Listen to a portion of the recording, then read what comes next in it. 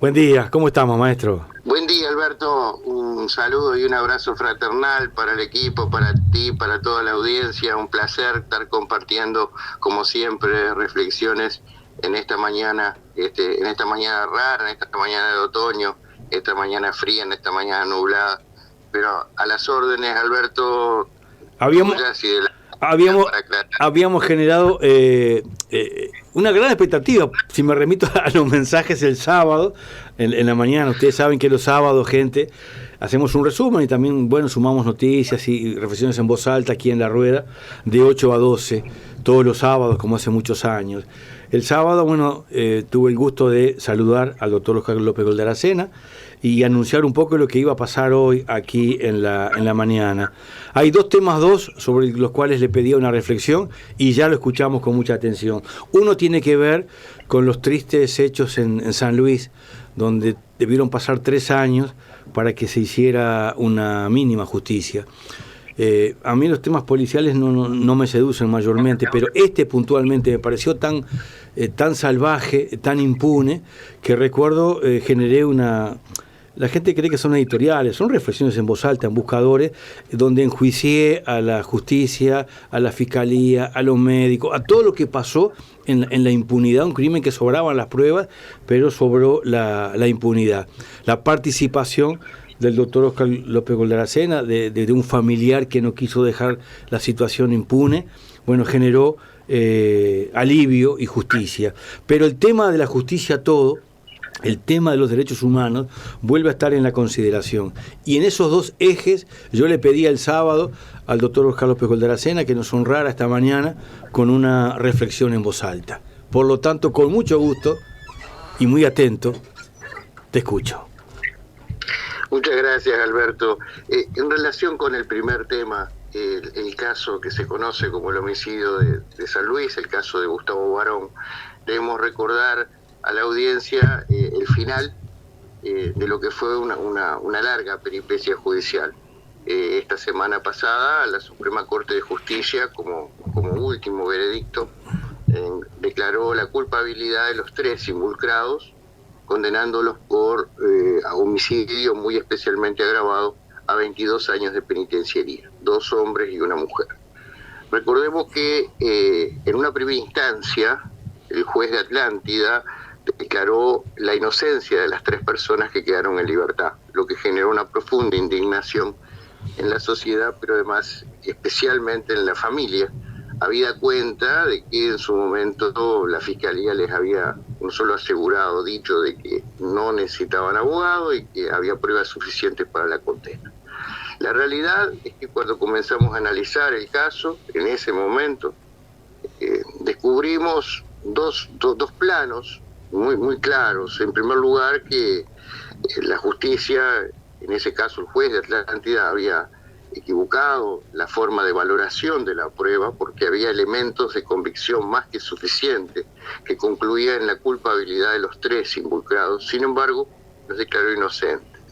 En cuestiones concretas, por ejemplo, el hecho de considerar como una coartada plausible el hecho de que una persona acusada haya dicho que había perdido su celular y que por lo tanto no había efectuado desde ese celular los mensajes o sacado las fotos de la entrega de la rapiña a quienes la cometieron, cuando se había demostrado que la denuncia por extravío había sido realizada horas después de ocurrido el homicidio, no antes. Digo, cuestiones que en la valoración global de la prueba, el hecho de haberlos detenido a los 15 minutos, con un arma recién disparada, con guantes de látex, con la pinza y con el dinero que se había sustraído, o sea, todos eran elementos que concluían la culpabilidad. Sin embargo, además de ver esas falencias en la aplicación de las reglas de valoración de la prueba del juez, también se advirtió claramente errores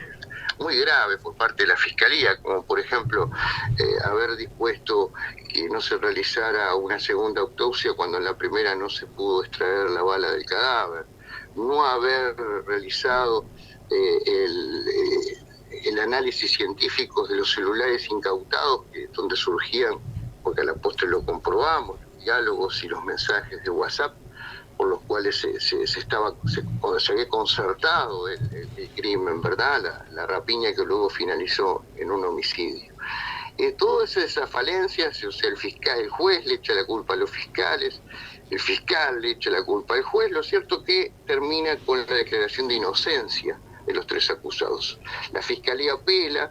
Por nuestra parte, como víctimas, como vos, las víctimas, presentamos nuevos elementos de prueba, es la declaración de un testigo en acta notarial, que fue quien siguió a los autores del homicidio hasta que la policía los detuvo.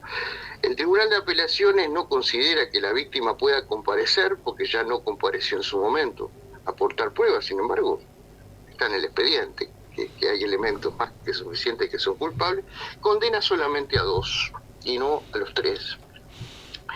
Y esto también genera indignación porque, claro, la tesis aplicable era que como habían sido declarados inocentes en primera instancia, aunque sean declarados culpables en segunda instancia, como se recurrió por parte de las defensas a la Suprema Corte de Justicia y también por parte de la Fiscalía, hasta que no haya sentencia definitiva no hay prisión. Mientras tanto, durante esa etapa ante la Suprema Corte de Justicia, se mantuvieron en libertad.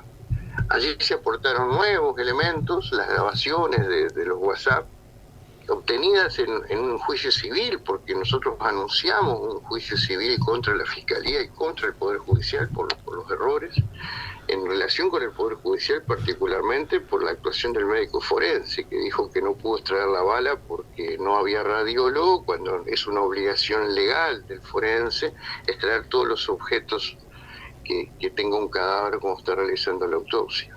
Nuevamente nos dijeron de que la víctima debería presentarse al comienzo del juicio, pero sin embargo recalcamos que había pruebas suficientes. Finalmente se hace lugar por la Suprema Corte de Justicia a la casación de la Fiscalía y se condena a los 3 involucrados luego de 3 años, pero tenemos que recordar que uno de ellos aún no ha sido apresado, es decir, dos de los culpables están ya presos. Uno estaba por haber cometido otro delito, porque esto no es menor, es un caso dramático, porque cuando quedan en libertad, luego de la sentencia de primera instancia, uno de ellos comete otro homicidio. O sea, es un caso, si nos ponemos a pensar, el sistema judicial no respondió adecuadamente como debía haber respondido. La sentencia de la Suprema Corte de Justicia viene a corregir esos errores, aún remarcando que la prueba recogida por la Fiscalía no estuvo a la altura de lo que era el caso, pero de los elementos que surgieron en el expediente concluyó en la responsabilidad y condenó. Esto quiere decir que finalmente el sistema funcionó y que el crimen no quedó impune. Nadie va a devolver la vida de varón, pero de alguna manera la familia comienza a hacer el duelo y la sociedad también advierte que, bueno, finalmente, con un esfuerzo mancomunado de muchos actores, se logró justicia para este caso concreto. Y aquí me permito pasar al segundo plano de la reflexión, Alberto. ¿Cómo no?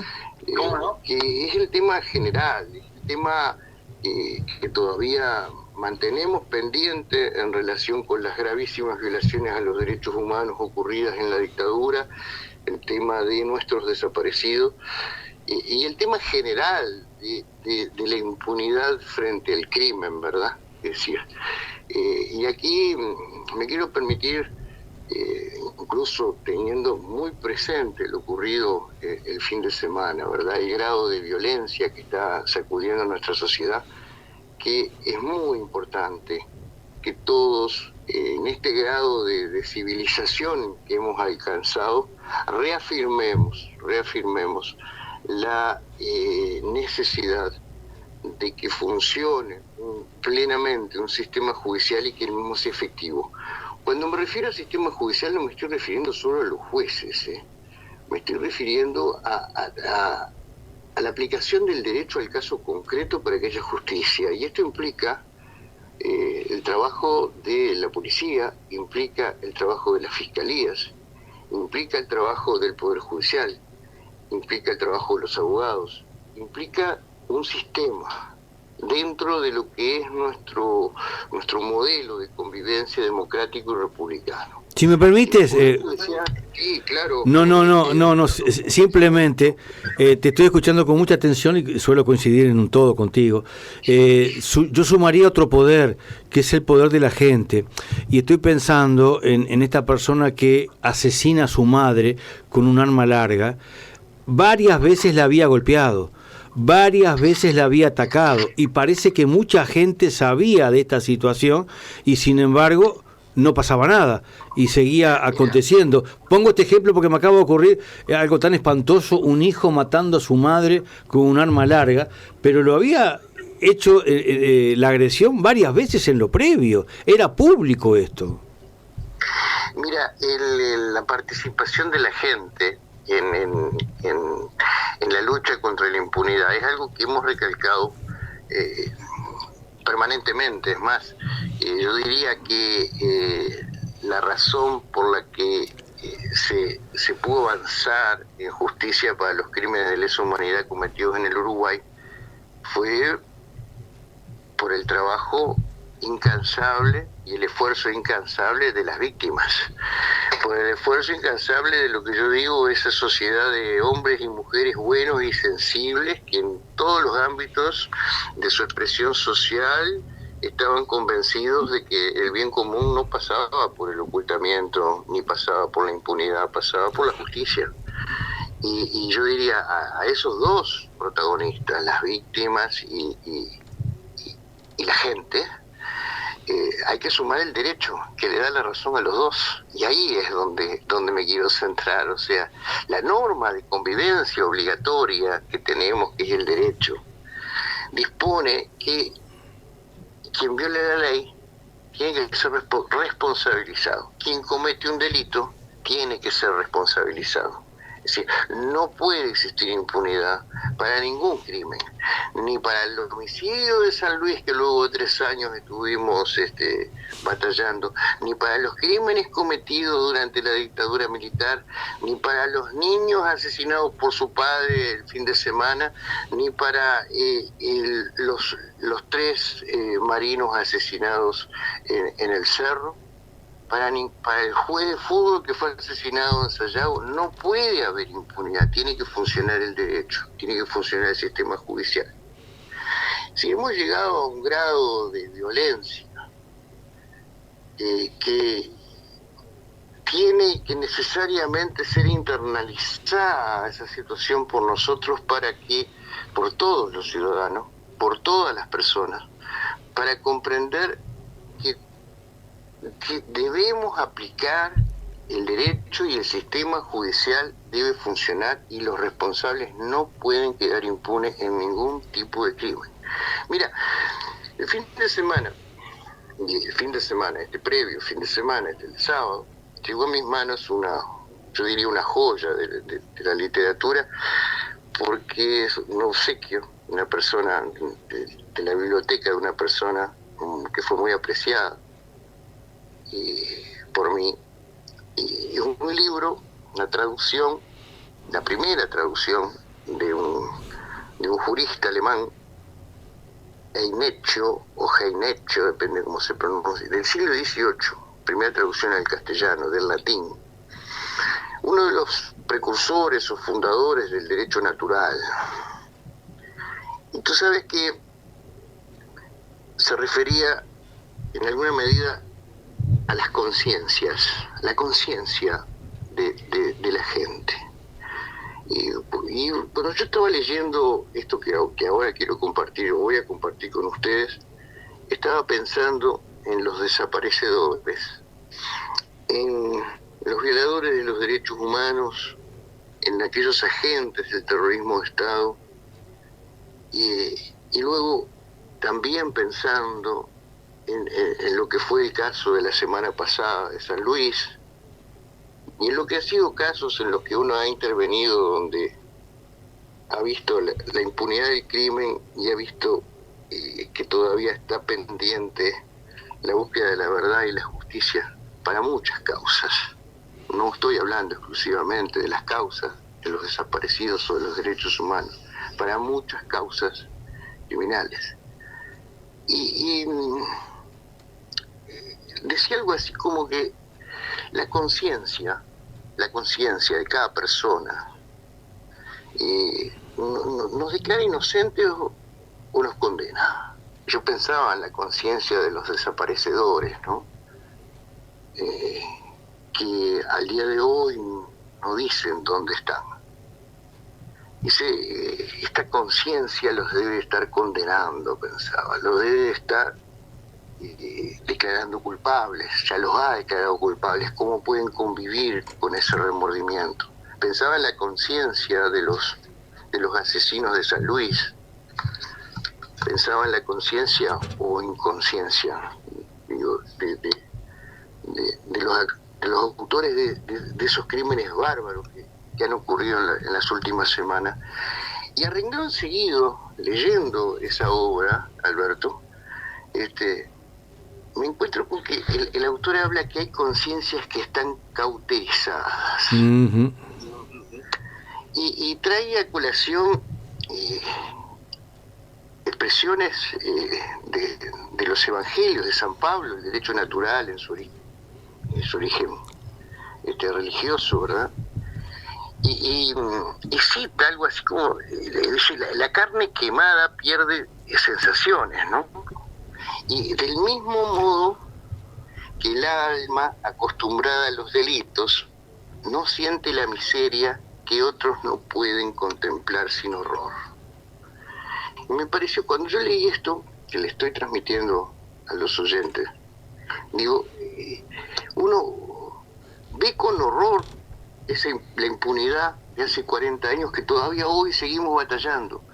Ve con horror los hechos que ocurren y dice, tiene que haber justicia y debemos luchar contra la justicia, pero también debemos luchar contra las conciencias cauterizadas que pretenden ampararse o generar una especie de anticuerpo frente a la justicia. La conciencia cauterizada no solo de los criminales, la conciencia cauterizada de nuestra sociedad frente a la violación del derecho de esta magnitud, ¿verdad? Es decir, quizás esta no era la reflexión que yo quería transmitir en la mañana de hoy, porque me quería ceñir a aspectos jurídicos, políticos en los casos de violaciones a los derechos humanos, pero me doy cuenta que necesariamente debemos siempre tener presente la importancia del funcionamiento del sistema judicial para la garantía de los derechos de todos, pero al mismo tiempo comprender que los derechos de todos son indispensables para que nos realicemos como personas en nuestro cortito tiempo vital. Es decir, en libertad y con pleno ejercicio de nuestros derechos humanos, que no son solo los derechos civiles y políticos, son todos nuestros derechos humanos, los sociales, los económicos, los culturales, son las condiciones para poder vivir en sociedad y realizarnos felices como personas, algo sencillo. Seamos hombres buenos, hombres y mujeres buenos. Es decir, ese marco de derechos humanos que tiene vocación de ser en realidad los lazos que le den coherencia y cohesión a todo nuestro modelo de convivencia. No puede estar divorciado, no puede estar disociado de la realidad. Y es función de todos que no exista más ese divorcio, que se siga, que intentemos llegar a la utopía de una plena realización de todos los derechos y garantías. Y hoy hay un elemento que es insolayable, que es la justicia, cuando se violan las normas de convivencia obligatorias que generan la salvaguarda de esos derechos. Entonces, el funcionamiento de un pleno sistema judicial, el funcionamiento pleno de un Estado de Derecho es garantía indispensable para que podamos aspirar a vivir en paz, para poder aspirar a ser felices como personas, y que cuando hay desviaciones en nuestra convivencia, que implica esa gravísima violación a derechos humanos como es el cometimiento de este tipo de delitos atroces como estos homicidios por 2 pesos, como le llamo yo, que más indigna. Porque a Barón en San Luis lo mataron para sacarle unos pesos. Me explico, terminaron con una vida. Y todas las semanas estamos asistiendo a ese tipo de conductas. El sistema judicial tiene que funcionar, no puede haber impunidad para estos crímenes, como no podemos dejar pendiente la impunidad para esos crímenes ocurridos hace 40 años, que por mandato de nuestras propias normas de convivencia obligatoria es obligatorio juzgar. Es un imperativo no solo ético, es un imperativo jurídico juzgar los crímenes de lesa humanidad, cualquiera sea el tiempo que hayan sido cometidos, cualquiera sea la edad que tengan los autores o los involucrados, ¿verdad? Siempre, sobre todo incluso porque hay delitos que no prescriben, y este es un caso, y hay delitos que todavía se siguen cometiendo, como el caso de la desaparición forzada de personas. Son delitos permanentes, delitos continuados, delitos que se pueden juzgar. Y que a pesar de todas las defensas que se han instaurado por parte de los abogados, de los imputados, la Suprema Corte de Justicia ha venido en forma permanente y reiterada desechando todos los pedidos de inconstitucionalidad que se han interpuesto, pero se ha avanzado muy poco en la aplicación de la justicia a los casos concretos y también muy poco o poquísimo en encontrar los restos. Por eso hablo de que esas conciencias ya cauterizadas, que tenemos que vencer, nosotros tenemos que vencer la conciencia cauterizada de nuestra sociedad y mantener siempre la memoria viva, como se mantuvo y como mantuvo la familia de San Luis en un episodio, la familia de la víctima de San Luis y la sociedad de San Luis durante 3 años mantuvo permanentemente viva el reclamo por justicia para este crimen, como lo mantuvieron, y gracias Alberto, a todos los comunicadores que, indignados por este tema, amplificaban la necesidad de justicia. Porque si nos hubiéramos quedado todos acallados, el tema podría haberse quedado acallado y vaya a saber si el resultado hubiese sido el que fue. Cuando hay un clamor social de justicia, la justicia funciona. Funciona de acuerdo a los parámetros jurídicos, los parámetros del derecho. Tiene que dar una respuesta efectiva a las demandas de la gente. Y en el caso de las gravísimas violaciones a los derechos humanos ocurridas hace 40 años es igual. Tiene que haber respuesta, no importa el tiempo que pase, hay que seguir bregando por esas respuestas. En el caso de los hechos ocurridos el fin de semana, tiene que existir las investigaciones y el actuar de la justicia para determinar los responsables y que se aplique sobre ellos, una vez que sean declarados culpables, todo el peso de la ley. Así es como debe funcionar un Estado de Derecho y así como creo que debería funcionar nuestra convivencia social. Y era esa reflexión la que quería compartir con ustedes, Alberto. Muy clara, muy contundente. Muchas gracias por tu aporte. Pero en el cierre me permito pedirte una última reflexión. Has hablado de la conciencia, de la convivencia. En este marco y con todo lo que pasó este fin de semana, ¿cómo calificarías las declaraciones del doctor Julio María Sanguinetti? Yo la calificaría con 2 palabras, en realidad es una irresponsabilidad cívica, porque trasciende lo que es la valoración del caso concreto. Es una irresponsabilidad cívica, es no darse cuenta ante lo que acabamos de reflexionar. Es eso, y es eso. Clarísimo. Que no merece mayor amplificación. Digo, es decir, los dinosaurios se extinguieron hace unos cuantos millones de años y en este caso ese tipo de valoraciones sabemos que están perimidas. Es así.